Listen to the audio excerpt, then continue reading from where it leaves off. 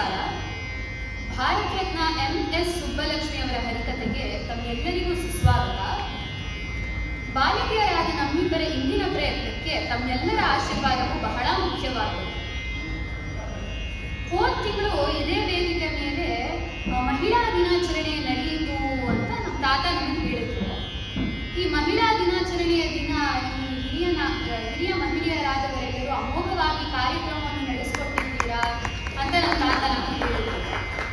ಇಂದಿನ ಹರಿಕತೆ ಅಂದಿನ ಮುಂದುವರೆದ ಭಾಗ ಅಂತಾನೆ ಹೇಳ್ಬಹುದು. ಯಾಕಪ್ಪ ಅಂದ್ರೆ ಭಾರತ ರತ್ನ ಎಂ.ಎಸ್. ಸುಬ್ಬಲಕ್ಷ್ಮಿ ನಮ್ಮ ಭಾರತದ ಅಪ್ರತಿಮ ಮಹಿಳೆ ಅಂತ ಹೇಳಿದ್ರೆ ತಪ್ಪಾಗಲ್ಲ.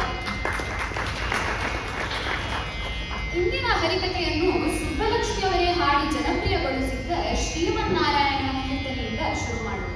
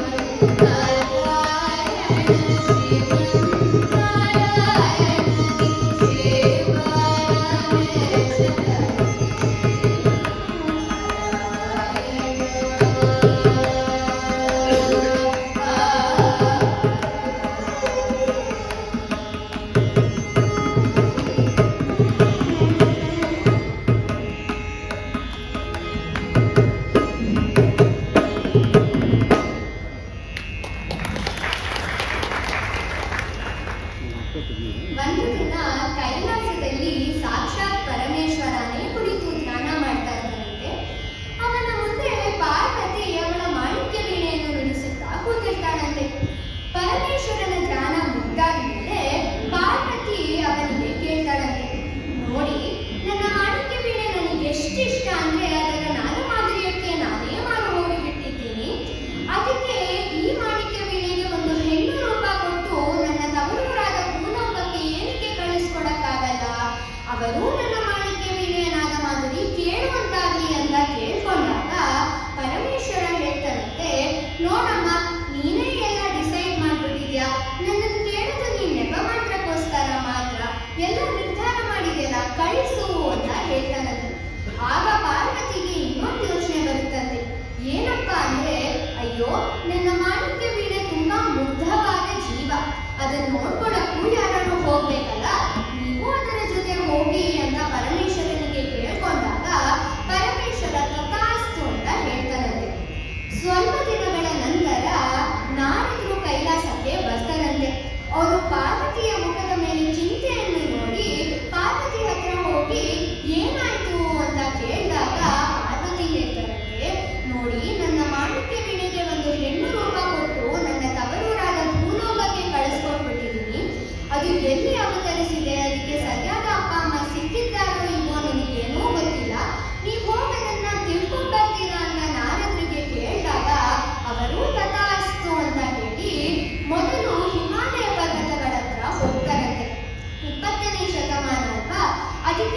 ಮಧುಗುಂಡಿನ ಶಬ್ದಗಳು ಕೇಳಿಸ್ತಾ ಇರುತ್ತಂತೆ.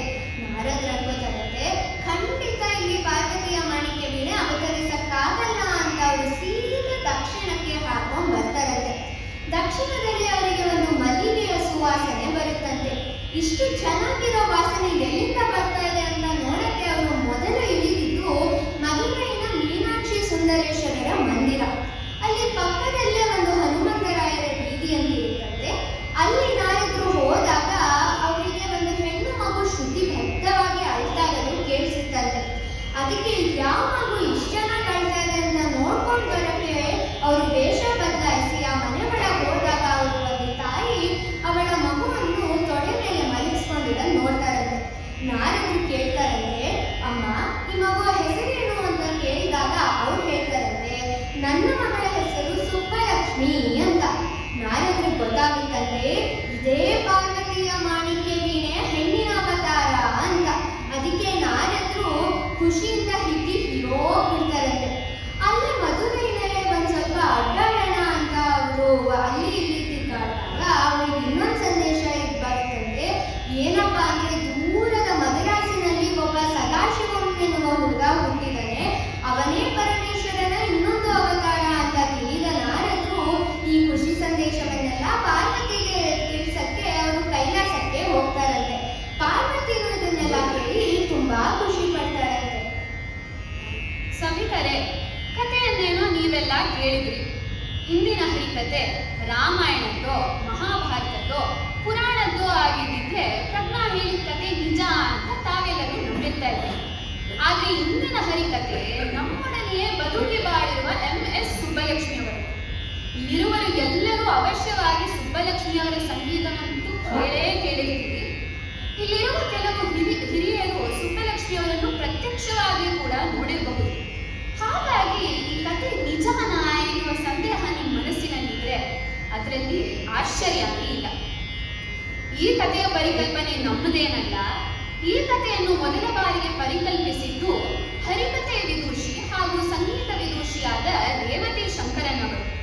ಹೇಗೆ ರಾಮಾಯಣದಲ್ಲಿ ರಾಮನ ಮುಂದೆಯೇ ರಾಮಾಯಣದ ಹರಿಕಥೆಯನ್ನೇ ಲವಕುಶರು ಮಾಡಿದ್ರು, ಹಾಗೆಯೇ ರೇವತಿ ಶಂಕರನ್ ಅವರು ಮೊದಲ ಬಾರಿಗೆ ತಮಿಳ್ ಭಾಷೆಯಲ್ಲಿ ಸುಬ್ಬಲಕ್ಷ್ಮಿಯವರ ಮುಂದೆ ಸುಬ್ಬಲಕ್ಷ್ಮಿಯವರ ಹರಿಕಥೆಯನ್ನೇ ಮಾಡಿದ್ದರಂತೆ. ಅಂದು ಪ್ರೇಕ್ಷಕರಲ್ಲಿ ಸುಬ್ಬಲಕ್ಷ್ಮಿಯವರು ಕೂತಿದ್ರಂತೆ. ಹರಿಕಥೆಯಲ್ಲಿ ಅವರು ಮಾಣಿಕ್ಯ ವೀಣೆ ಅವತಾರ ಎನ್ನುವ ಪರಿಕಲ್ಪನೆಯನ್ನು ಕೇಳಿ ನಸುನಕ್ಕರಂತೆ.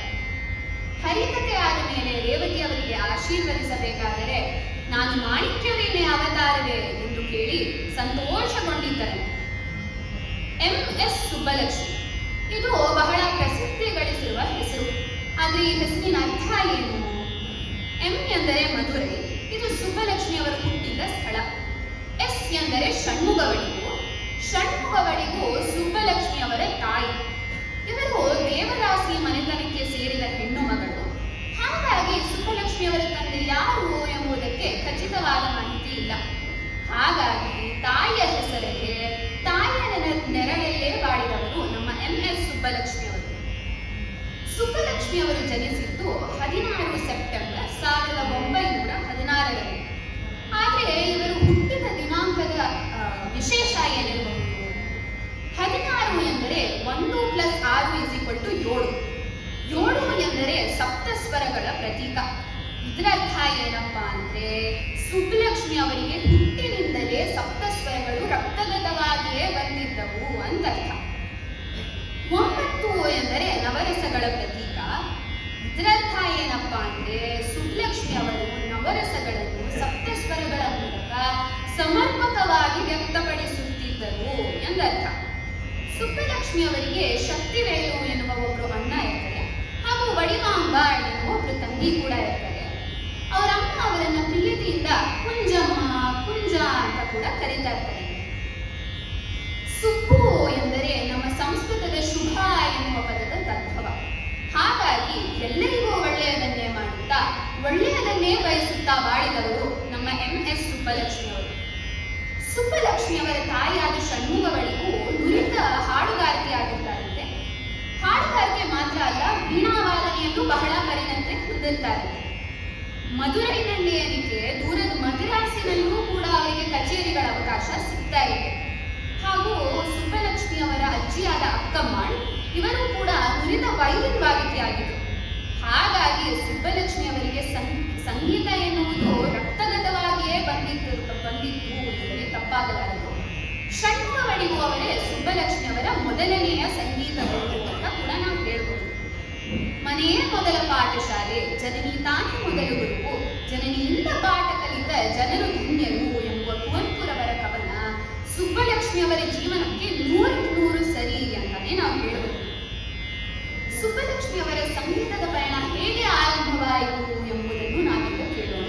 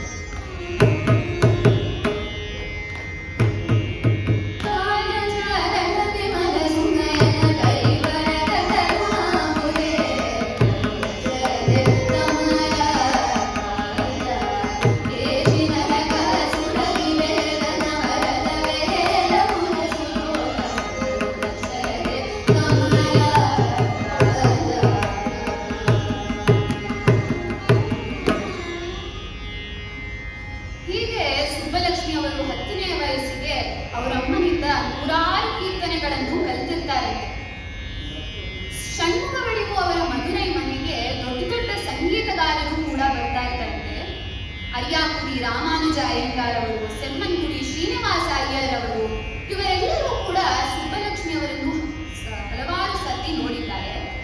ಅದರಲ್ಲೂ ಸೆಮ್ಮನ್ಗುಡಿ ಶ್ರೀನಿವಾಸ ಅಯ್ಯರ್ ಅವರಿಂದ ಸುಬ್ಬಲಕ್ಷ್ಮಿ ಅವರು ಸಂಗೀತದ ಬಗ್ಗೆ ಬಹಳ ಕಲಿತಿದ್ದಾರೆ. ಹಾಗಾಗಿ ಇವರೇ ಸುಬ್ಬಲಕ್ಷ್ಮಿ ಅವರ ಎರಡನೆಯ ಸಂಗೀತ ಗುರು ಅಂತ ನಾವು ಹೇಳ್ಬೋದು. ಸುಬ್ಬಲಕ್ಷ್ಮಿ ಅವರಿಗೆ ಸುಮಾರು 10 ವರ್ಷ ಆಗಿರುತ್ತದೆ. ಆಗ ಮಧುರೈನಲ್ಲಿ ಸೇತುಪತಿ ಶಾಲೆ ಎಂಬುದು ಒಂದು ಹೆಸರುವಾಸಿಯಾದಂತಹ ಶಾಲೆ ಆಗಿರುತ್ತೆ. ಸುಬ್ರಹ್ಮಣ್ಯ ಭಾರತಿ ಎನ್ನುವ ಪ್ರಸಿದ್ಧ ಸಂಗೀತಗಾರರು ಹಾಗೂ ಭಾರತದ ಸ್ವತಂತ್ರ ಹೋರಾಟಗಾರರು ಅಲ್ಲಿನ ಒಬ್ಬರು ಶಿಕ್ಷಕರಾಗಿದ್ದರು ಎಂಬುದು ನಮಗೆ ಬಹಳ ಹೆಮ್ಮೆಯ ವಿಷಯ. ಈ ಸೇತುಪತಿ ಶಾಲೆಯಲ್ಲಿ ಒಮ್ಮೆ ಷಣ್ಮುಖ ವಡಿವು ಅವರಿಗೆ ವೀಣಾ ವಾದನೆಯ ಒಂದು ಕಚೇರಿ ಅವಕಾಶ ಸಿಕ್ಕು ಬಂದಿರುತ್ತೆ. ವೀಣೆ ನುಡಿಸ್ತಾ ಇರ್ಬೇಕಾದ್ರೆ ಅವರ ಅಮ್ಮ ಸುಬ್ಬಲಕ್ಷ್ಮಿ ಅವರು ಅಲ್ಲೇ ಆಚೆ ಮಣ್ಣಿನಲ್ಲಿ ಎಲ್ಲ ಆಟ ಆಡ್ತಾ ಇರ್ತಾರೆ. ಷಣ್ಮುಖ ವಡಿವು ಅವರು ಕಚೇರಿ ಇನ್ನೇನು ಮುಗೀತಾ ಬರಬೇಕು ಅನ್ನುವಷ್ಟರಲ್ಲಿ ಕಚೇರಿಯನ್ನು ಏರ್ಪಡಿಸಿದ ಅಧ್ಯಕ್ಷರಿಗೆ ಷಣ್ಮುಖ ವಡಿವು ಅವರು ಕೇಳ್ತಾರಂತೆ, ನೋಡಿ ಇಲ್ಲೇ ಆಚೆ ನಮ್ಮ ಮಗಳಿದ್ದಾಳೆ ಸುಬ್ಬಲಕ್ಷ್ಮಿ ಅಂತ, ಅವಳಿಗೆ 10 ವರ್ಷ, ಆದರೂ ಕೂಡ ಬಹಳ ಚೆನ್ನಾಗಿ ಹಾಡ್ತಾಳೆ. ಈ ವೇದಿಕೆ ಮೇಲೆ ಅವಳಿಗೆ 1-2 ಕೀರ್ತನೆಗಳನ್ನು ಹೇಳಕ್ಕೆ ಅವಕಾಶ ಮಾಡಿಕೊಡ್ತೀರಾ ಅಂತ ಕೇಳ್ತಾರಂತೆ. ಆಗ ಅಧ್ಯಕ್ಷರು ಅವಶ್ಯವಾಗಿ ಅಂತ ಹೇಳ್ತಾರೆ. ಅದಕ್ಕೆ ಷಣ್ಮುಖ ವಡಿವು ಅವರು ಸುಬ್ಬಲಕ್ಷ್ಮಿ ಅವರನ್ನ ಕುಂಜ ಮಾಯಿಂಗೆ ಅಂತ ವೇದಿಕೆ ಮೇಲೆ ಕರೀತಾರಂತೆ. ಈಗಿನ ಕಾಲದಲ್ಲಿ ಅಮ್ಮ ಅಪ್ಪಂದರು ಸಾವಿರಾರು ರೂಪಾಯಿ ಫೀಸ್ ಕೊಟ್ಟು ಸಂಗೀತದ ಕ್ಲಾಸಿಗೆ ಮಕ್ಕಳನ್ನ ಕಳಿಸ್ತಾ ಇರ್ತಾರೆ. ಆದ್ರೂ ಕೂಡ ಯಾರು ಮನೆಗೆ ಬಂದ್ರೆ ಅವ್ರ ಮುಂದೆ ಹಾಡುಗಳನ್ನು ಹೇಳು ಅಂದ್ರೆ ಹಿಂಜರಿತಾರೆ. ಏನೋ ಚೂರು ಒತ್ತಾಯ ಮಾಡಿದ್ರೆ you may be embarrass myself in front of everyone ಅಂತ ಇಂಗ್ಲಿಷ್ ಅಲ್ಲಿ ಬೇರೆ ಡೈಲಾಗ್ ಹೊಡಿತಾರೆ. ಆದ್ರೆ ನಮ್ಮ ಸುಬ್ಬಲಕ್ಷ್ಮಿ ಅವರು ಆ ಥರ ಅಲ್ಲವೇ ಅಲ್ಲ. ಅವ್ರ ಅಮ್ಮ ಅವರ ವೇದಿಕೆಯ ಮೇಲೆ ಕರೆದ ತಕ್ಷಣ ಅವ್ರ ಮಾತನ್ನು ಪಾಲಿಸಿ ವೇದಿಕೆ ಏರೇ ಬಿಡ್ತಾರೆ. ಅವ್ರ ಲಂಗದ ಮೇಲಿನ ಮಣ್ಣನ್ನೆಲ್ಲ ಕೊಡುಕೊಳ್ತಾರಂತೆ. ಅದು ಏನು, ಸುಬ್ಬಲಕ್ಷ್ಮಿ ಅವರು ಬಡತನದಲ್ಲಿ ಬೆಳೆದ ಹೆಣ್ಣು ಮಗಳು. ಅವರ ಲಂಗದ ಬಣ್ಣ ಎಲ್ಲ ಮಾಸಿ ಹೋಗಿರುತ್ತಂತೆ. ಷಣ್ಮುಗ ಒಡೆಯುವ ಅವ್ರದ್ದೇ ಯಾವುದೋ ಹಳೆಯ ಸೀರೆಯಿಂದ ಹೊಲಿಸಿದ್ದೋ ಏನೋ. ಒಟ್ಟಿನಲ್ಲಿ ಅವರು ಸಿದ್ಧರಾಗಿ ಹಾಡು ಹೇಳಕ್ ಆರಂಭಿಸ್ತಾರಂತೆ. ಅಂದು 10 ವರ್ಷದ ಸುಬ್ಬಲಕ್ಷ್ಮಿ ಹೇಗೆ ಹಾಡಿದರು ಎಂಬುದನ್ನು ನನ್ನ ತಂದೆಯಿಂದ ನನಗೆ ಮಾಡಿ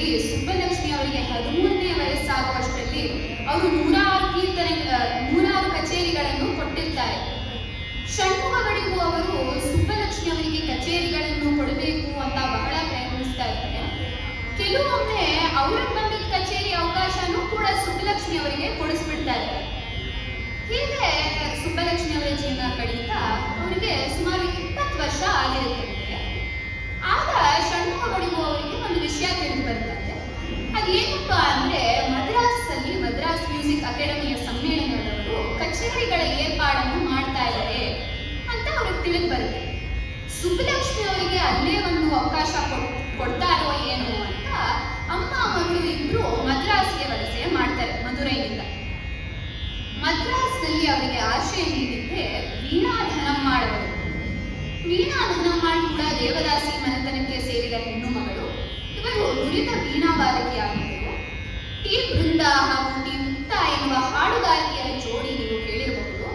ಅವರ ಅಜ್ಜಿ ವೀಣಾ ಧನಮ್ಮಾಳ್, ಬಾಲ ಸರಸ್ವತಿ ಎಂಬುವ ಒಬ್ಬರು ನೃತ್ಯಗಾರ್ತಿ ಕೂಡ ಇದ್ದಾರೆ.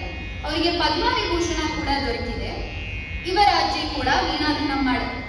ನೋಡಿ, ನೀವು ಗಮನಿಸಬಹುದು ದೇವದಾಸಿ ಮನೆತನ ಆದರೂ ಇವರ ಮನೆತನಕ್ಕೆ ಹೇಗೆ ಸರಸ್ವತಿ ಒಲಿದಿದ್ದಾಳೆ ಅಂತ. ಸರಿ, ಮದ್ರಾಸ್ ಮ್ಯೂಸಿಕ್ ಅಕಾಡೆಮಿ ಅವರ ಅಧ್ಯಕ್ಷರಿಗೆ ವೀಣಾ ಧನಮ್ಮಾಳ್ ಹಾಗೂ ಪದ್ಮಾ ಸುಬ್ರಹ್ಮಣ್ಯಂ ಅವರ ತಂದೆಯಾದ ಟಿ ಸುಬ್ರಹ್ಮಣ್ಯಂ ಅವರ ಶಿಫಾರಸಿನಿಂದ ಸುಬ್ಬಲಕ್ಷ್ಮಿ ಅವರಿಗೆ ಕಚೇರಿ ಅವಕಾಶವನ್ನು ಕೊಡಲು ಪ್ರಯತ್ನಿಸ್ತಾರೆ. ಆದ್ರೆ ಅಧ್ಯಕ್ಷರು ಏನೇ ಅಂದ್ರೂ ನಿಮ್ಮ ಮಗಳಿಗೆ ಕಚೇರಿ ಅವಕಾಶವನ್ನು ಕೊಡಲ್ಲ ಕಣ್ರಿ ಅಂತ ಹೇಳ್ಬಿಡ್ತಾರೆ. ಯಾಕಪ್ಪ ಅಂದ್ರೆ ಆಗಿನ ಕಾಲದಲ್ಲಿ ಹೆಣ್ಮಕ್ಳು ದೊಡ್ಡ ವೇದಿಕೆ ಏರುವುದು ಅಂದ್ರೆ ಅದನ್ನ ಸಮಾಜ ಒಪ್ತಾನೆ ಇರಲಿಲ್ಲ. ಮೇಲಾಗಿ ಸುಬ್ಬಲಕ್ಷ್ಮಿ ಅವರು ಬೇರೆ ದೇವದಾಸಿ ಮನೆತನಕ್ಕೆ ಸೇರಿದ ಹೆಣ್ಣು ಮಗಳು ಇದ್ದಿದ್ರಲ್ಲೂ ಅವ್ರಿಗೆ ಯಾರು ಅವಕಾಶ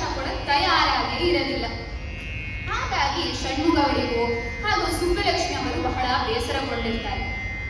ಆದ್ರೂ ಕೂಡ ಅದೃಷ್ಟ ಅನ್ನೋದು ಸುಬ್ಬಲಕ್ಷ್ಮಿ ಅವ್ರ ಕೈಯಲ್ಲೇ ಇತ್ತೋ ಏನೋ. ಅರಿಹಗುಡಿ ರಾಮಾನುಜ ಅಯ್ಯಂಗಾರ್ ಎನ್ನುವ ಸಂಗೀತಗಾರರು ಅವರ ಕಚೇರಿಗೆ ಕಾರಣಾಂತರಗಳಿಂದ ಬರಕ್ಕಾಗಲ್ಲ ಅಂತ ಹೇಳ್ತಾರೆ. ಅಂದ್ರೆ ಇಂದು ಸಂಜೆ ಅವ್ರ ಕಚೇರಿ ಇದೆ ಅಂದ್ರೆ ಇವತ್ತು ಬೆಳಗ್ಗೆ ಅವರು ಮದ್ರಾಸಲ್ಲಿರಕ್ಕಾಗಲ್ಲ ಅಂತ ಅವ್ರು ಹೇಳ್ಬಿಡ್ತಾರೆ. ಆಗ ಮದ್ರಾಸ್ ಮ್ಯೂಸಿಕ್ ಅಕಾಡೆಮಿ ಅಧ್ಯಕ್ಷರು ಏನೋ ಸುಬ್ಬಲಕ್ಷ್ಮಿ ಅವರು ಹಾಡ್ಕೊಳ್ಳೋದಿದ್ರೆ ಹಾಡ್ಕೊಳ್ಳಿ ಅಂತ ವಲ್ಲದ ಮನಸ್ಸಿನಿಂದ ಆ ಕಚೇರಿ ಅವಕಾಶವನ್ನು ಸುಬ್ಬಲಕ್ಷ್ಮಿ ಅವರು ಕೊಡ್ತಾರೆ. ಸುಬ್ಬಲಕ್ಷ್ಮಿ ಅವರಿಗೆ ದೊಡ್ಡ ಕಚೇರಿ ಅವಕಾಶ ಏನೋ ಕೈ ಬಂದಿತ್ತು. ಆದ್ರೆ ಅವರು ಪಕ್ಕವಾದ್ಯವಾದನೆ ಮಾಡುವುದು ಯಾರು? ಯಾವ ಪುರುಷ ಕಲಾವಿದರು ಕೂಡ ಅವರಿಗೆ ಪಕ್ಕವಾದ್ಯ ವಾದನೆ ಮಾಡಕ್ ಮುಂದೆ ಬರುವುದೇ ಇಲ್ಲ.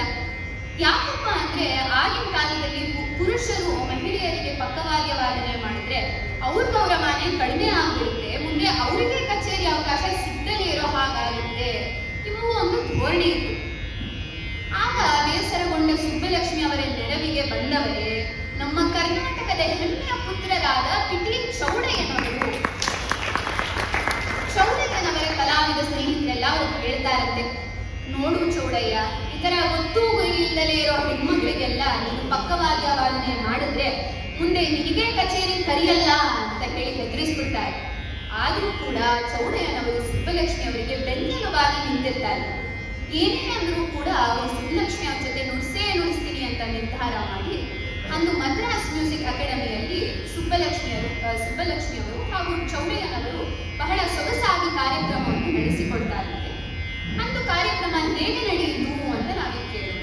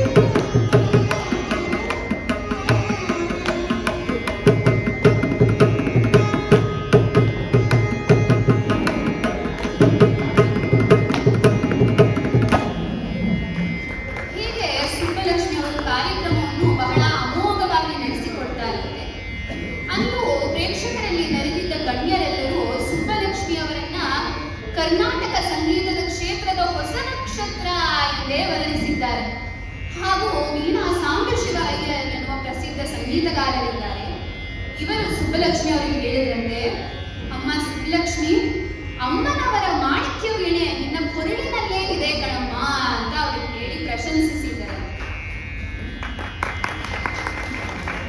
ಒಂದು ಸಂಗೀತ ಕಚೇರಿ ಅಂದ್ರೆ ಅಲ್ಲಿ ಸಂಗೀತ ಗೊತ್ತಿರೋರು ನೆರೆದಿರ್ತಾರೆ, ಗೊತ್ತಿಲ್ಲದಲೇ ಇರೋರು ಕೂಡ ಇರ್ತಾರೆ.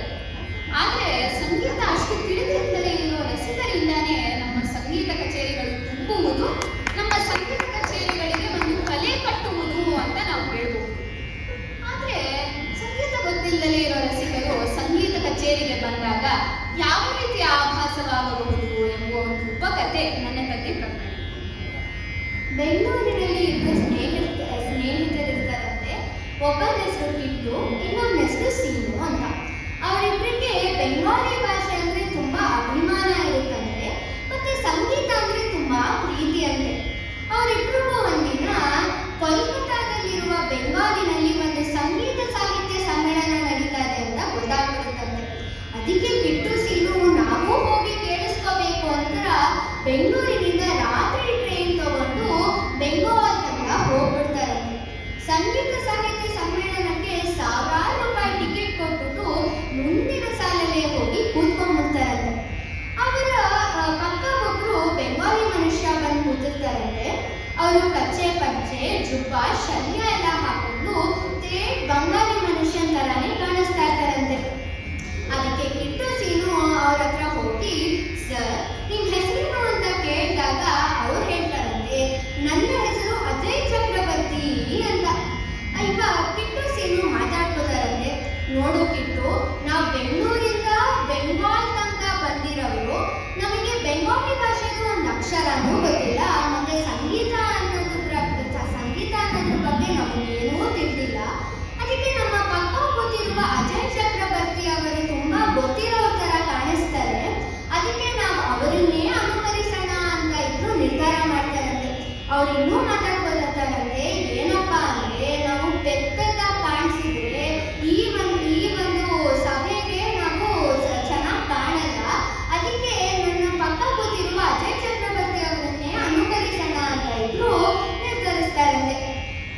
ಸಂಗೀತ ಶುರು ಆಗುತ್ತಂತೆ. ದೊಡ್ಡ ಸಂಗೀತಗಾರರು ವೇದಿಕೆ ಮೇಲೆ ಬಂದು ಕೂತ್ಕೊಂಡು ಹಾಡಿ ಹಾಡಿ ಹೋಗ್ತಾ ಇರ್ತಾರಂತೆ. ಅಜಯ್ ಚಕ್ರವರ್ತಿ ಅವರು ಏನು ಆಹಾ ಓಹೋ ಅಂತೆಲ್ಲ ಹೇಳ್ತಾ ಇರ್ತಾರಂತೆ.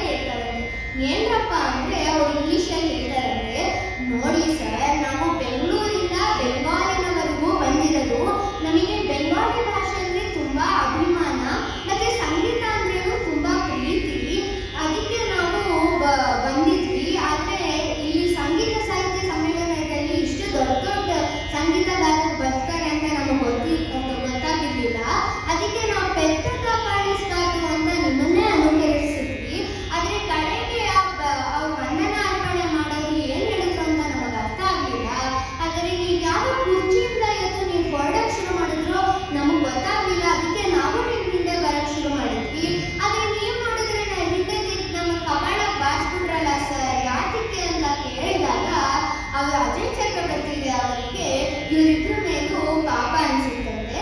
ಅದಕ್ಕೆ ಅವರು ಇಂಗ್ಲಿಷಲ್ಲಿ ಹೇಳ್ತಾರಂತೆ, ನೋಡಿ ಕಡೆಗೆ ಬಂಧನ ಅರ್ಪಣೆ ಮಾಡಿದವ್ರು ಏನ್ ಹೇಳಿದ್ರಪ್ಪ ಅಂದ್ರೆ, ಈ ಹುಡುಗಿಯ ತಂದೆ ಇಲ್ಲೇ ಸಭಿಕರ ಮಧ್ಯೆ ಕೂತಿದ್ದಾರೆ, ಅವ್ರನ್ನ ದಯವಿಟ್ಟು ವೇದಿಕೆ ಕಡೆ ಕರಿತೀನಿ ಅಂತ ಹೇಳಿದಾಗ, ನಾನೇ ಆ ಹುಡುಗಿಯ ತಂದೆ ಆಗಿದ್ರಿಂದ ನಾನು ವೇದಿಕೆ ಕಡೆ ಹೋದೆ. ಆದ್ರೆ ನೀವಿಬ್ರು ನನ್ನ ಹಿಂದೆ ಬರ್ತಾ ಇದ್ದಾರೆ ಅಂತ ತಿಳಿದು ನನಗೆ ಸಿಟ್ಟು ಬಂದು, ಅದಕ್ಕೆ ನಾನು ನಿಮ್ಮಿಬ್ರಿಗೂ ಕಪಾಳಕ್ಕೆ ಬಾರಿಸ್ಬಿಟ್ಟೆ, ಐ ಆಮ್ ಸಾರಿ ಅಂತ ಕೇಳ್ಕೊತಾರಂತೆ. ಈ ಒಂದು ಕಥೆಯ ನೀತಿ ಏನಪ್ಪಾ ಅಂದ್ರೆ, ಬೆಂಗಾಲಿ ಭಾಷೆ ಮೇಲೆ ಅಭಿಮಾನ ಇಟ್ಕೊಳ್ಳೋದು ಸರಿ, ಸಂಗೀತದ ಮೇಲೆ ಪ್ರೀತಿ ಇರೋದು ಸರಿ, ಆದ್ರೆ ಯಾವುದೇ ಮನುಷ್ಯನ ಕೂಡಾಗಿ ಅಂಡಾನುಕರಣೆ ಮಾಡಬಾರ್ದು ಅಂತ ಗೊತ್ತಾಗುತ್ತೆ. ಧನ್ಯವಾದಗಳು. ಸುಬ್ಬಲಕ್ಷ್ಮಿ ಅವರ ಮದ್ರಾಸ್ ಮ್ಯೂಸಿಕ್ ಅಕಾಡೆಮಿಯ ಕಚೇರಿ ಆದ ನಂತರ ಹಲವಾರು ಪತ್ರಕರ್ತರು ಅವರ ಸಂದರ್ಶನವನ್ನು ಬಯಸುತ್ತಾ ಅವರನ್ನು ಭೇಟಿ ಮಾಡಕ್ ಬರ್ತಾರಂತೆ. ಅಂತಹ ಒಂದು ಪತ್ರಕರ್ತರಲ್ಲಿ ಸದಾಶಿವಂ ಎನ್ನುವರೊಬ್ಬರು ಇರ್ತಾರಂತೆ. ಸದಾಶಿವಂರವರು ಪತ್ರಕರ್ತರ ಕೆಲಸ ಎನ್ನುವ ನೆಪ ಇಟ್ಕೊಂಡು ಸುಬ್ಬಲಕ್ಷ್ಮಿ ಅವರನ್ನ 4-5 ಬಾರಿ ಭೇಟಿ ಮಾಡಿ ಅವ್ರ ಜೊತೆ ಒಳ್ಳೆ ಸ್ನೇಹಿತರಾಗಿರ್ತಾರೆ. ಅಷ್ಟರೊಳಗೆ ಷಣ್ಮುಗನಿಗೂ ಅವ್ರಿಗೆ ಅನ್ಸುತ್ತಂತೆ, ನನ್ನ ಮಗಳಿಗೆ 20 ವರ್ಷ ಆಗಿದೆ, ಒಂದು ಒಳ್ಳೆ ಗಂಡನ ಹುಡುಕಿ ಮದುವೆ ಮಾಡಿಸ್ಬಿಡ್ಬೇಕು ಅಂತ ಅವ್ರು ನಿರ್ಧರಿಸ್ತಾರೆ. ಹಾಗಾಗಿ ಮತ್ತೆ ಮಗಳನ್ನ ಕರ್ಕೊಂಡು ಅವರು ಮದ್ರಾಸಿನಿಂದ ಮಧುರೈಗೆ ವಾಪಸ್ ಹೋಗ್ತಾರೆ. ಆದ್ರೆ ದೇವದಾಸಿ ಮನೆತನಗಳಲ್ಲಿ ಮದುವೆ ಅಂದ್ರೆ ನಮ್ಮನೆಗಳ ಥರ ಅಲ್ಲ. ಅವ್ರ ಮನೆತನದಲ್ಲಿ ಗೆಜ್ಜೆ ಪೂಜೆಯೇ ಮದುವೆ. ತಾವೆಲ್ಲರೂ ನೋಡಿರಬಹುದು, 70ರ ದಶಕದಲ್ಲಿ ಪುಟ್ಟಣ್ಣ ಕಣಗಾಲ್ ಅವರು ನಿರ್ದೇಶಿಸಿದ ಸಿನಿಮಾ ಗೆಜ್ಜೆ ಪೂಜೆ ಅಂತ. ಇದರಲ್ಲಿ ಕಲ್ಪನಾರವರು ಸಿನಿಮಾದ ನಾಯಕಿಯಾಗಿದ್ದರು. ಇದೇ ಗೆಜ್ಜೆ ಪೂಜೆ ರೀತಿ ಸುಬ್ಬಲಕ್ಷ್ಮಿ ಅವರಿಗೂ ಕೂಡ ಗೆಜ್ಜೆ ಪೂಜೆ ಮಾಡೋಣ ಷಣ್ಮುಗ ಬಡಿಗು ಅವರು ನಿರ್ಧರಿಸಿರ್ತಾರೆ.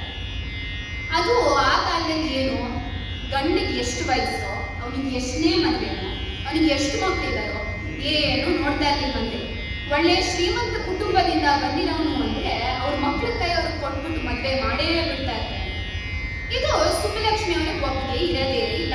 ಅವ್ರು ಹೇಳ್ತಾರಂತೆ, ನೋಡಿ ಅಮ್ಮ, ನಾನು ಸಂಗೀತದಲ್ಲಿ ದೊಡ್ಡ ಸಾಧನೆ ಮಾಡಬೇಕು ಅಂತ ಇದ್ದೀನಿ, ನೀವು ನನಗೆ ಗೆಜ್ಜೆ ಪೂಜೆ ಮಾಡಿಸ್ಬಿಟ್ರೆ ಹೇಗೆ, ನನಗೆ ಗೆಜ್ಜೆ ಪೂಜೆ ಮಾಡ್ಕೊಳಕ್ ಇಷ್ಟ ಇಲ್ಲ ಅಂತ ಹೇಳ್ಬಿಡ್ತಾರೆ. ಆದ್ರೂ ಷಣ್ಮುಗ ಬಳಿಗೂ ಏನೇ ಅಂದ್ರೂ ಅಲ್ಲಾಡೋದಿಲ್ಲ. ಹಾಗಾಗಿ ಸುಬ್ಬಲಕ್ಷ್ಮಿ ಅವರು ಅದೇ ರಾತ್ರಿ ಮಧುರೈನಿಂದ ಮದ್ರಾಸಿಗೆ ಒಬ್ಬರೇ ಯಾರಿಗೂ ಹೇಳ್ದಲೆ ರೈಲ್ ಹತ್ಕೊಂಡು ಬಂದೇ ಬಿಡ್ತಾರಂತೆ ಮದ್ರಾಸಿಗೆ. ಎಲ್ಲಿ ಸಿನಿಮಾ ಜೀವನದಲ್ಲಿ ಕಲ್ಪನಾರವರು ಸೋತರೋ, ಅಲ್ಲಿ ನಿಜ ಜೀವನದಲ್ಲಿ ಸುಬ್ಬಲಕ್ಷ್ಮಿ ಅವರು ಗೆದ್ದರು. ಆದ್ರೆ ಅಂದು ಗೆದ್ದಿದ್ದು ಸುಬ್ಬಲಕ್ಷ್ಮಿ ಅವರು ಮಾತ್ರ ಅಲ್ಲ, ಅವರೊಡನೆ ಗೆದ್ದಿದ್ದು ಇಡೀ ಭಾರತದ ಹೆಣ್ಣು ಮಕ್ಕಳ ಗೌರವ ಕೂಡ. ಸುಬ್ಬಲಕ್ಷ್ಮಿ ಅವರು ಮದ್ರಾಸಿಗೆ ಹೋಗಿ ಮೊದಲು ಬಾಗಿಲು ತಟ್ಟಿದ್ದೆ ಸದಾಶಿವಂ ಅವರ ಮನೆ. ಸದಾಶಿವಂ ಅವರಿಗೆ ಆಗ್ಲೇ ಆಗ ಮದುವೆ ಆಗಿರುತ್ತೆ, ಹಾಗೂ ಅವರಿಗೆ ಇಬ್ಬರು ಮಕ್ಕಳು ಕೂಡ ಇರ್ತಾರೆ. ಆದರೂ ಕೂಡ ಅವರು ಚೂರು ಹಿಂದು ಮುಂದೆ ನೋಡ್ತಾರೆ, ಸುಬ್ಬಲಕ್ಷ್ಮಿ ಅವರಿಗೆ ಅವರ ಮನೆಯಲ್ಲಿ ಆಶ್ರಯ ನೀಡ್ತಾರೆ. ಸುಬ್ಬಲಕ್ಷ್ಮಿ ಅವರ ದೈವಿಕ ಸೌಂದರ್ಯ ಹಾಗೂ ಅವರ ಸಂಗೀತದ ಸಾಮರ್ಥ್ಯವನ್ನು ತಿಳಿದಿದ್ದ ಸದಾಶಿವಂ ಸುಬ್ಬಲಕ್ಷ್ಮಿ ಅವರನ್ನು ಸಿನಿಮಾ ನಾಯಕಿ ಮಾಡಬೇಕು ಅಂತ ಇಚ್ಛಿಸ್ತಾರೆ. ಹಾಗಾಗಿ ಅವರು ಒಂದು ಸಿನಿಮಾದ ನಿರ್ಮಾಣ ಶುರು ಮಾಡ್ತಾರೆ. ಅದ್ಯಾ ಸಿನಿಮಾನಪ್ಪ ಅಂದ್ರೆ ಅಭಿಜ್ಞಾನ ಶಾಕುಂತಲೆ. ಈ ಅಭಿಜ್ಞಾನ ಶಾಕುಂತಲೆ ಸಿನಿಮಾದಲ್ಲಿ ಸುಬ್ಬಲಕ್ಷ್ಮಿ ಅವರು ಶಾಕುಂತಲೆಯ ಪಾತ್ರ ಮಾಡಿದ್ದಾರೆ, ಹಾಗೂ ಜಿ.ಎನ್. ಬಾಲಸುಬ್ರಹ್ಮಣ್ಯಂ ಅವರು ದುಷ್ಯಂತನ ಪಾತ್ರ ಮಾಡಿದ್ದಾರೆ. ಈ ಸಿನಿಮಾ ತಮಿಳು ಭಾಷೆಯಲ್ಲಿ ನಿರ್ಮಾಣ ಆಗಿತ್ತು. ಅಭಿಜ್ಞಾನ ಶಾಕುಂತಲೆ ತಮ್ಮೆಲ್ಲರಿಗೂ ಗೊತ್ತು, ಸಂಸ್ಕೃತದ ಮೇರುಕವಿಯಾದ ಕಾಳಿದಾಸರ ಒಂದು ನಾಟಕ. ಶಾಕುಂತಲೆಯ ಕಥೆ ಇದು. ಅವಳಿಗೆ ಇಬ್ಬರು ಪ್ರಿಯ ಸಖಿಯರಿರ್ತಾರಂತೆ, ಅನ್ಸುಯ ಹಾಗೂ ಪ್ರಿಯಂವಲೆಯರು ಅಂತ. ಅವರಿಬ್ಬರೊಡನೆ ಒಮ್ಮೆ ಅವಳು ಉದ್ಯಾನವನದಲ್ಲಿ ನಡೆದಾಡ್ತಾ ಇರಬೇಕಾದ್ರೆ ಅವಳ ಪ್ರಿಯತಮನ ನಿರೀಕ್ಷೆಯಲ್ಲಿ ಅವಳು ಒಂದು ಹಾಡನ್ನು ಹಾಡ್ತಾಳೆ.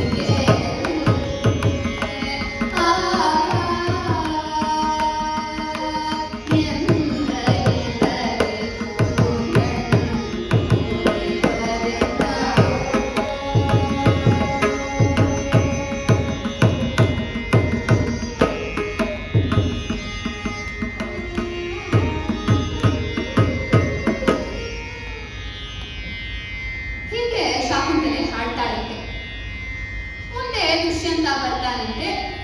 ದುಷ್ಯಂತ ಹಾಗೂ ಶಾಕುಂತಲೆ ಗುಟ್ಟಿನಲ್ಲಿ ಗಂಧರ್ವ ವಿವಾಹವನ್ನು ಮಾಡಿಕೊಳ್ತಾರೆ. ನಂತರ ದುಷ್ಯಂತ ರಾಜಧಾನಿಗೆ ಹಿಂದಿರುಗಿ ಶಾಕುಂತಲೆಯನ್ನು ಮರೆತೇ ಬಿಡ್ತಾನಂತೆ.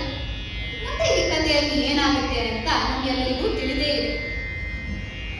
ಈ ಸಿನಿಮಾ ಬಹಳ ಜಯಭೇರಿ ಬಾರಿಸಿದಂತೆ. ಹಾಗಾಗಿ ಸದಾಶಿವರವರು ಮತ್ತೊಂದು ಯೋಚನೆ ಮಾಡ್ತಾರಂತೆ, ಸುಬ್ಬಲಕ್ಷ್ಮಿ ಅವರನ್ನು ತಮಿಳುನಾಡಲ್ಲೇ ಏಕೆ ಇಡೀ ಭಾರತದಲ್ಲೇ ಒಂದು ಪ್ರಸಿದ್ಧ ಸಿನಿಮಾ ನಾಯಕಿಯನ್ನಾಗಿಸಬೇಕು ಅಂತ ಅವರು ಇಚ್ಛಿಸ್ತಾರೆ. ಇದಕ್ಕೆ ಸರಿಯಾಗಿ ಕಾಕತಾಳೀಯ ಎನ್ನುವ ಹಾಗೆ ಅವರ ಮೊದಲನೆಯ ಪತ್ನಿ ಮರಣ ಹೊಂದಿದ್ದಾರಂತೆ. ಹಾಗಾಗಿ ಸದಾಶಿವರವರು ಸುಬ್ಬಲಕ್ಷ್ಮಿ ಅವರು ಕೇಳ್ತಾರಂತೆ, ನೀನು ನನ್ನ ಮದುವೆ ಆಗ್ತೀಯಾ ಅಂತ ಕೇಳ್ತಾರೆ. ಸುಬ್ಬಲಕ್ಷ್ಮಿ ಅವರು ಇನ್ನೂ ಆಗ ಚಿಕ್ಕವರು, ಅವರ ಅಮ್ಮನ ಬೇರೆ ಬಿಟ್ಟು ಬಂದಿರ್ತಾರೆ, ಗೊತ್ತು ಗುರಿ ಇರಲಿಲ್ಲ. ಹಾಗಾಗಿ ಸದಾಶಿವರವರ ಮದುವೆ ಮಾಡ್ಕೋತೀಯ ಅಂತ ಕೇಳಿದಕ್ಕೆ ಒಪ್ಕೊಂಡು ಬಿಡ್ತಾರೆ. ಸದಾಶಿವಂ ಹಾಗೂ ಸುಬ್ಬಲಕ್ಷ್ಮಿ ಮದುವೆ ಆದಮೇಲೆ ಸದಾಶಿವರವರು ಮತ್ತೊಂದು ಸಿನಿಮಾದ ನಿರ್ಮಾಣವನ್ನು ಶುರು ಮಾಡ್ತಾರೆ. ಈ ಬಾರಿಯ ಯಾವ ಸಿನಿಮಾನಪ್ಪ ಅಂದ್ರೆ ಭಕ್ತ ವೀರ. ಭಕ್ತ ವೀರ ಸಿನಿಮಾ ತಮಿಳು ಭಾಷೆ ಹಾಗೂ ಹಿಂದಿ ಭಾಷೆ ಎರಡರಲ್ಲೂ ಕೂಡ ನಿರ್ಮಾಣ ಆಗಿತ್ತು. ಎರಡರಲ್ಲೂ ಸುಬ್ಬಲಕ್ಷ್ಮಿ ಅವರೇ ಮೀರಾಬಾಯಿಯ ಪಾತ್ರವನ್ನು ಮಾಡಿದರು. ಮೀರಾಬಾಯಿ ಒಬ್ಬ ರಜಪೂತ ರಾಜಕುಮಾರಿ ಆಗಿದ್ದರು. ಚಿಕ್ಕಂದಿನಿಂದಲೇ ಅವರು ಶ್ರೀಕೃಷ್ಣನನ್ನೇ ತನ್ನ ಗಂಡ ಎಂದು ಭಾವಿಸಿ ಅವನನ್ನು ಬಹಳ ಭಕ್ತಿಯಿಂದ ಪೂಜಿಸ್ತಾ ಇರ್ತಾರೆ. ಆದರೂ ರಜಪೂತ ಮನೆತನದ ಸಂಪ್ರದಾಯದ ಪ್ರಕಾರ ಭೋಜರಾಜ ಸಿಸೋಡಿಯ ಎನ್ನುವ ಒಬ್ಬನಿಗೆ ಮೀರಾಬಾಯಿಯನ್ನು ಮದುವೆ ಮಾಡಲಾಗುತ್ತಂತೆ. ಮದುವೆ ಆದ ನಂತರ ಮೀರಾಬಾಯಿ ಗಂಡನನ್ನು ಹೇಳ್ತಾಳಂತೆ, ನೋಡಿ ನನಗೆ ಒಂದು ಗಿರಿಧರ ಗೋಪಾಲನ ಮಂದಿರವನ್ನು ಕಟ್ಟಿಸ್ಕೊಡ್ತೀರಾ ಅಂತ ಕೇಳ್ತಾಳೆ. ಭೋಜರಾಜ ಸಿಸೋಡಿ ಅವಶ್ಯವಾಗಿ ಅಂತ ಒಂದು ಮಂದಿರವನ್ನು ನಿರ್ಮಾಣ ಮಾಡೇ ಬಿಡ್ತಾರೆ. ಮಂದಿರ ನಿರ್ಮಾಣವಾಗಿ ಗಿರಿಧರ ಗೋಪಾಲನ ಪ್ರಾಣ ಪ್ರತಿಷ್ಠಾಪನೆ ಆದಾಗ ಸಂತಸಗೊಂಡ ವೀರ ಒಂದು ಹಾಡನ್ನು ಹಾಡ್ತಾಳೆ. ಗಿರಿಧರ ಗೋಪಾಲ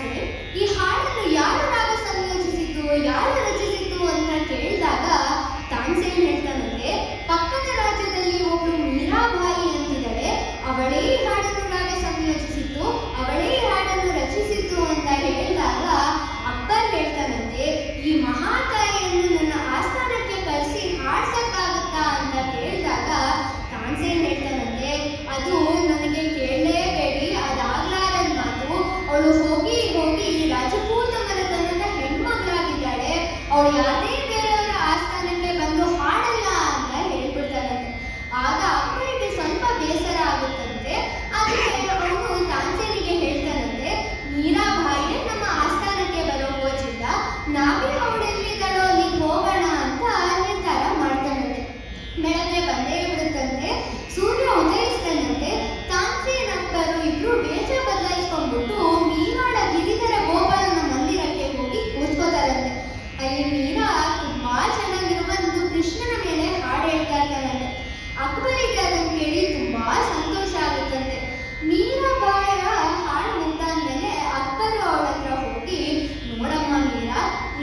ಎಷ್ಟು ಚೆನ್ನಾಗಿ ಹೇಳಿದೆ ಅಂದ್ರೆ ಸಾಕ್ಷಾತ್ ಗಿರಿಧರ ಗೋಪಾಲನೇ ಬಂದು ಈ ಮುತ್ತಿನ ಹಾರವನ್ನು ನನ್ನ ಕೈಗೆ ಕೊಟ್ಟು ಇದನ್ನ ಮೀರಾಗೆ ಕೊಡಿ ಅಂತ ಹೇಳಿದಾನೆ. ಅದಕ್ಕೆ ನಾನು ನಿನ್ನ ಕೈಗೆ ಕೊಡ್ತಾ ಇದ್ದೀನಿ ಅಂತ ಮುತ್ತಿನ ಹಾರವನ್ನು ಮೀರಾಬಾಯ ಕೈಗೆ ಕೊಟ್ಟಾಗ ಮೀರಾ ಹೇಳ್ತಾಳಂತೆ, ಇದು ನನ್ನ ಕೊರಳಿಗೆ ಸಲ್ಲದಲ್ಲ, ಇದು ಸಾಕ್ಷಾತ್ ಗಿರಿಧರ ಗೋಪಾಲನ ಕೊರಳಿಗೆ ಸಲ್ಲದು ಅಂತ ಆ ಮುತ್ತಿನ ಹಾರವನ್ನು ಗಿರಿಧರ ಗೋಪಾಲನಿಗೆ ಅರ್ಪಿಸ್ಬಿಡ್ತಾಳಂತೆ. ಈ ಒಂದು ಪ್ರಸಂಗದಲ್ಲಿ ನಮಗೆ ಏನ್ ತಿಳಿಯುತ್ತಪ್ಪ ಅಂದ್ರೆ ಮೀರಾಬಾಯಿಗೆ ಕೃಷ್ಣನ ಮೇಲೆ ಎಷ್ಟು ಭಕ್ತಿ ಅಂದ್ರೆ ಅವಳಿಗೆ ಏನೇ ಸುಖ ಬರಲಿ ಏನೇ ಸಂಪತ್ತು ಬರಲಿ ಅದನ್ನ 2 ಮಾತು ಯೋಚಿಸ್ತಾಳೆ, ಕೃಷ್ಣಾರ್ಪಣ ವಸ್ತು ಅಂತ ಗಿರಿಧರ ಗೋಪಾಲನಿಗೆ ಅರ್ಪಿಸ್ತಾ ಇದ್ರು ಅಂತ ತಿಳಿಯುತ್ತೆ. ಧನ್ಯವಾದಗಳು. ಮೀರಾಬಾಯಿ ಯಾವಾಗಲೂ ಜನಸಾಮಾನ್ಯರ ಪರ. ಗಿರಿಧರ ಗೋಪಾಲನ ಮಂದಿರದಲ್ಲಿ ಹಾಗೂ ಅವಳ ರಾಜಧಾನಿಯಲ್ಲಿದ್ದ ಜನರ ಜೊತೆನೆ ಅವಳು ಬಹಳ ಕಾಲ ಕಳೆದಿದ್ದಾಳೆ.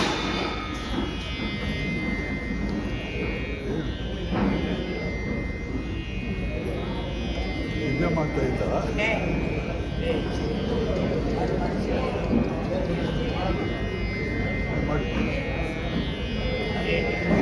ಯಾವಾಗಲೂ ಜನಸಾಮಾನ್ಯರಿಗೆ ಅರ್ಥವಾಗುವ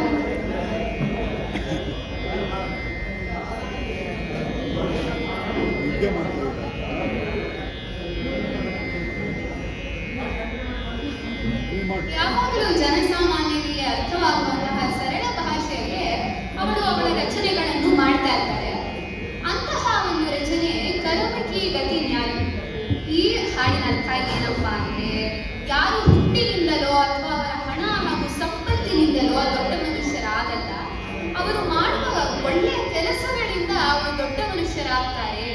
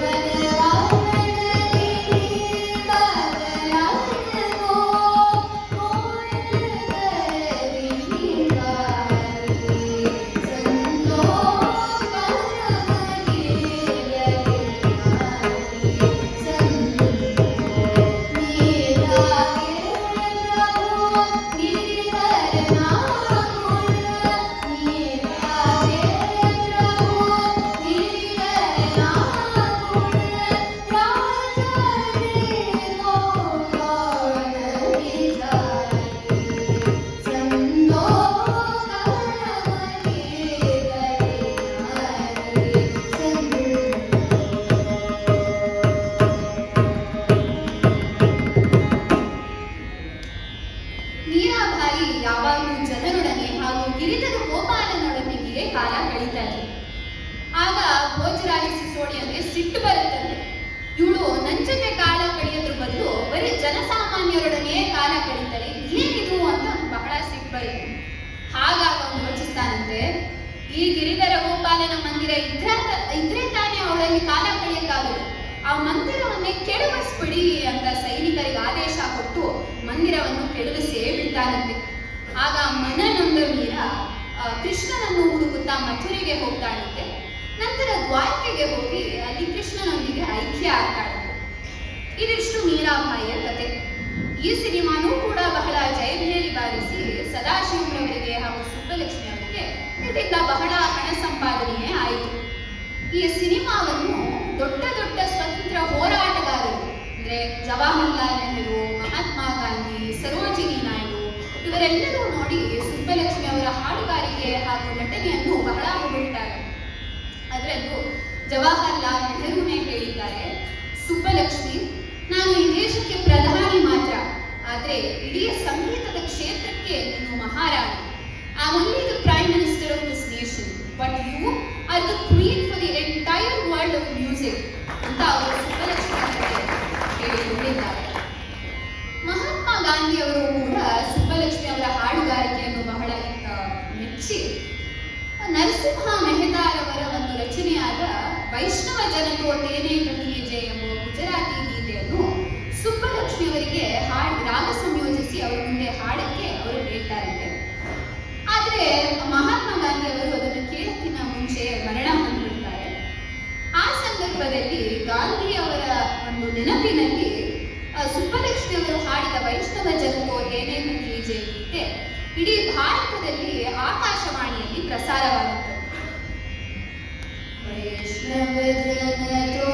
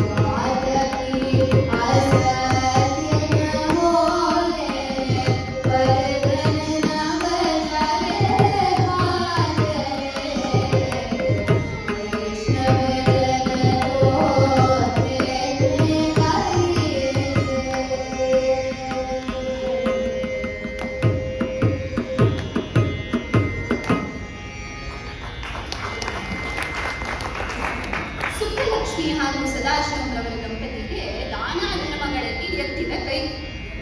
1963ರಲ್ಲಿ ಚೀನಾ ಹಾಗೂ ಭಾರತದ ಮಧ್ಯ ಬಹಳ ಘೋರವಾದ ಯುದ್ಧ ನಡೆಯಿತು. ಈ ಯುದ್ಧದಲ್ಲಿ ಸೋಲನ್ನು ಒಪ್ಪಿದ ಭಾರತ ಅದರ ಸೈನಿಕರನ್ನು ಅಪಾರ ಸಂಖ್ಯೆಗಳಲ್ಲಿ ಕಳೆದುಕೊಂಡಿತ್ತು. ಆಗ ಮೃತ ಸೈನಿಕರ ಪರಿವಾರಗಳಿಗೆ ಪರಿಹಾರವನ್ನು ಬೇಡುತ್ತಾ ಒಂದು ಸೈನಿಕರ ತಂಡ ಸುಬ್ಬಲಕ್ಷ್ಮಿಯವರ ಒಂದು ಕಚೇರಿಗೆ ಬಂದ್ಬಿಡ್ತಾರೆ.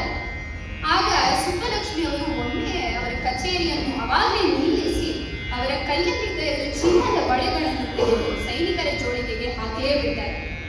ಪ್ರೇಕ್ಷಕರಲ್ಲಿ ನೆರೆದಿದ್ದವರೆಲ್ಲ ಸುಬ್ಬಲಕ್ಷ್ಮಿ ಅವರನ್ನ ನೋಡಿ ಅವರು ಧರಿಸಿದ್ದ ಚಿನ್ನಾಭರಣಗಳನ್ನೆಲ್ಲ ಕಳಚಿ ಸೈನಿಕರ ಜೋಳಿಗೆಗೆ ಹಾಕಲು ಆರಂಭಿಸ್ತಾರೆ. ಅಂತೂ ಸೈನಿಕರ ಜೋಳಿಗೆಗೆ ಸುಮಾರು 2 ಕೆಜಿಯಷ್ಟು ಚಿನ್ನಾಭರಣಗಳು ಸೇರಿದೆ ಎಂಬುದು ಇಂದಿಗೆ ಇತಿಹಾಸವಾಗಿದೆ. 1963ರಲ್ಲಿ ಸುಬ್ಬಲಕ್ಷ್ಮಿ ಅವರು ಪ್ರಕಟಿಸಿದ ವೆಂಕಟೇಶ ಸುಪ್ರಭಾತ ಇಂದಿಗೂ ಮನೆ ಮನೆಯ ಸುಪ್ರಭಾತವಾಗಿದೆ ಎಂಬುದು ನಮಗೆಲ್ಲರಿಗೂ ಹೆಮ್ಮೆಯ ವಿಷಯ. ಅದರ ಒಂದು ಸಣ್ಣ ತುಣುಕನ್ನು ನಾವೀಗ ಕೇಳೋಣ. ಈಗ ಸಂಜೆ ಆಗಿದೆ, ಆದರೂ ಕೂಡ ಒಮ್ಮೆ ಕೇಳ್ಬಿಡೋಣ. ಕೌಸಲ್ಯ ಸುಪ್ರಜಾ ರಾಮ ಪೂರ್ವ ಸಂಧ್ಯಾ ಪ್ರವರ್ತತೆ ಉತ್ತಿಷ್ಠ ನರಶಾರ್ದೂಲ ಕರ್ತವ್ಯಂ ದೈವಮಾಂಗಿಕಂ ಉತ್ತಿಷ್ಠೋತ್ತಿಷ್ಠ ಗೋವಿಂದ ಉತ್ತಿಷ್ಠ ಗರುಡಧ್ವಜ ಉತ್ತಿಷ್ಠ ಕಮಲಾಕಾಂತ ತ್ರೈಲೋಕ್ಯಂ ಮಂಗಳಂ ಕುರು ಮಾತಾ ಸಮಸ್ತ ಜಗತಾಂ ಮಧುಕೈಟಭಾರೇ ವಕ್ಷೋ ವಿಹಾರಿಣಿ ಮನೋಹರ ದಿವ್ಯಮೂರ್ತೆ ಶ್ರೀ ಸ್ವಾಮಿ ನಿಶ್ಚಿತ ಜನಪ್ರಿಯ ಗಾನಶೀಲಿತೆ ಶ್ರೀ ವೆಂಕಟೇಶ ದೈತೆ ತವ ಸುಪ್ರಭಾತಂ. ಈ ಸುಪ್ರಭಾತದ ಸಮಸ್ತವಾದ ಮಾರಾಟದ ಹಕ್ಕುಗಳನ್ನು ಸುಬ್ಬಲಕ್ಷ್ಮಿಯವರು ತಿರುಪತಿಯ ದೇವಸ್ಥಾನಕ್ಕೆ ಕೊಟ್ಬಿಟ್ಟಿದ್ದಾರೆ. ಇಂದಿಗೂ ಇದರಿಂದ ಬರುವ ಆದಾಯ ಎಲ್ಲ ತಿರುಪತಿ ದೇವಸ್ಥಾನದವರು ನಡೆಸುವ ವೇದ ಪಾಠಶಾಲೆಗೆ ಸಲ್ಲುತ್ತದೆ. ನೀವು ತಿರುಪತಿ ದೇವಸ್ಥಾನಕ್ಕೆ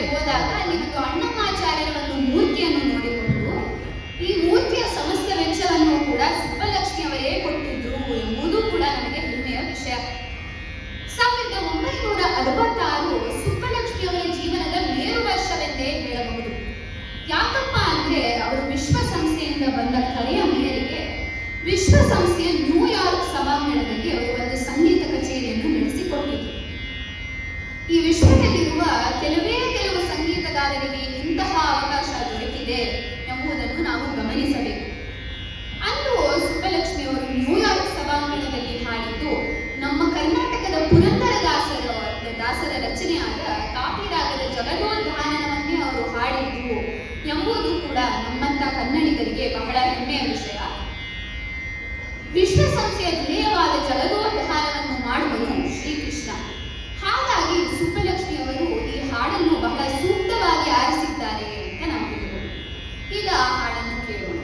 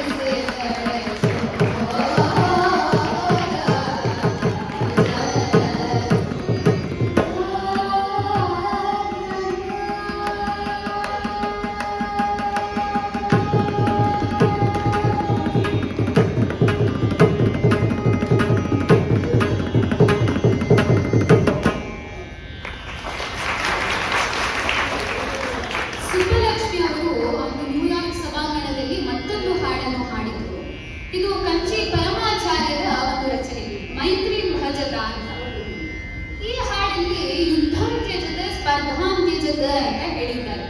ಅಂದ್ರೆ ಯುದ್ಧಗಳು ನಿಲ್ಲಲಿ, ತ್ಯಜತ ಪರೇಶ್ವಾಕ್ರಮ ಆಕ್ರಮಣಂ ಅಂತ ಕೂಡ ಹೇಳಿದ್ದಾರೆ. ಇದರರ್ಥ ಏನಪ್ಪಾ ಅಂದ್ರೆ ದೇಶಗಳು ಒಬ್ಬರ ಮೇಲೊಬ್ರು ಆಕ್ರಮಣ ಮಾಡುವುದನ್ನು ನಿಲ್ಲಿಸಬೇಕು ಅಂತ. ನೋಡಿ, ಈಗಲೂ ನಮ್ಮ ಜಗತ್ತಲ್ಲಿ ಎಷ್ಟೊಂದು ಯುದ್ಧಗಳಾಗ್ತಾ ಇದೆ.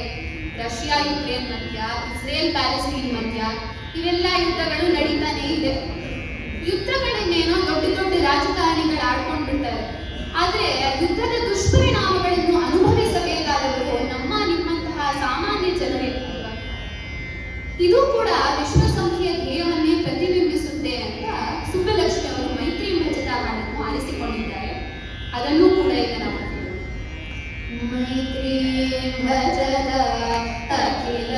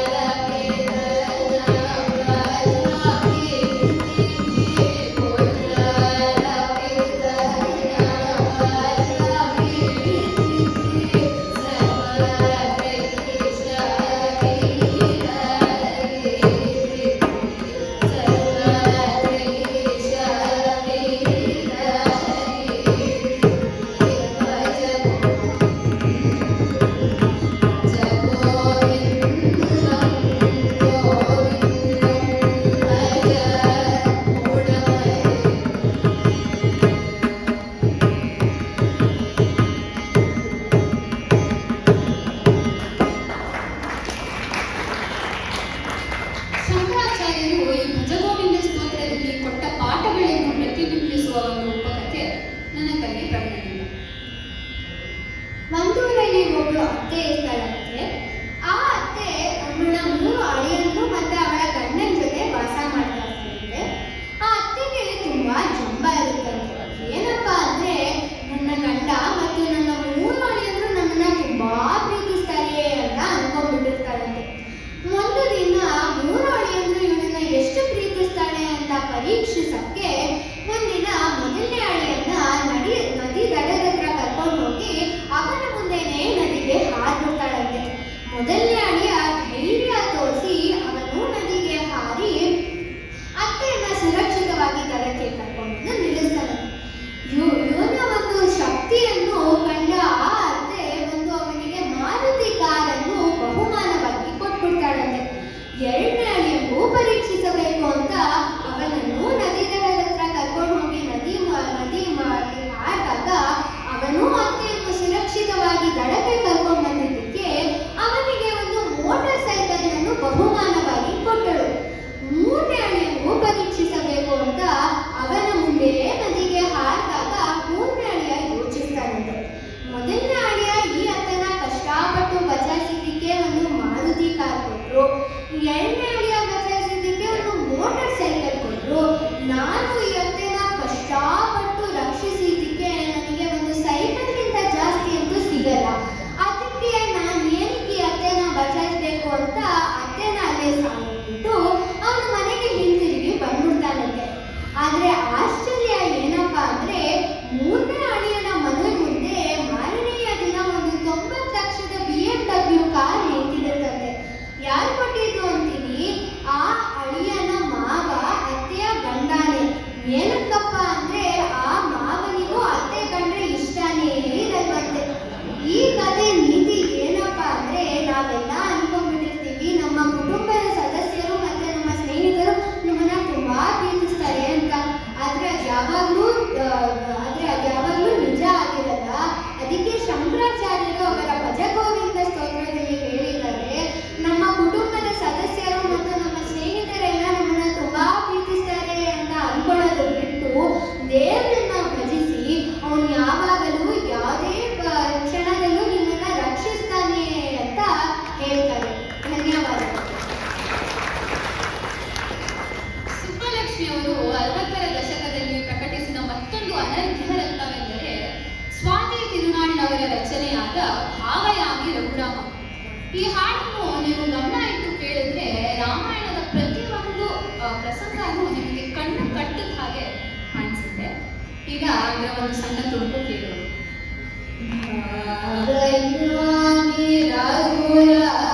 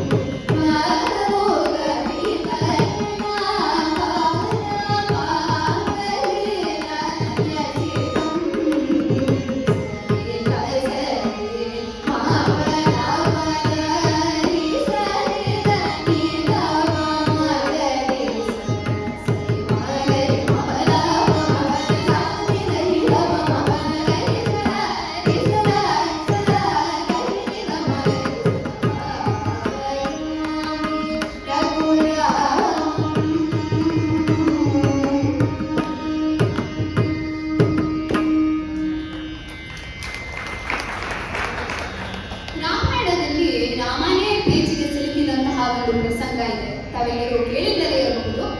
ಇದನ್ನು ಪ್ರಜ್ಞಾತವ್ಯ ಮತ್ತೆ ತಿಳಿಸ್ತಾರೆ. ಸೀತಾನ್ವೇಷಣೆಗೆ ಹೊರಡಬೇಕು ಅಂತ ಬರುತ್ತಂತೆ. ಆಗ ಒಂದು ದೊಡ್ಡ ಸಮುದ್ರ ಪಾರ್ ಮಾಡಬೇಕು ಅಂತಾನೂ ಬರುತ್ತಂತೆ. ಅದಕ್ಕೆ ಹನುಮಂತ ಒಂದು ಸೇತುವೆ ಕಟ್ಟೋಣ ಅಂತ ಹೇಳ್ತಾನಂತೆ. ಹನುಮಂತ ಎಲ್ಲಾ ಬಂಡೆಗಳ ಮೇಲೂ ರಾಮ ರಾಮ ರಾಮ ಅಂತ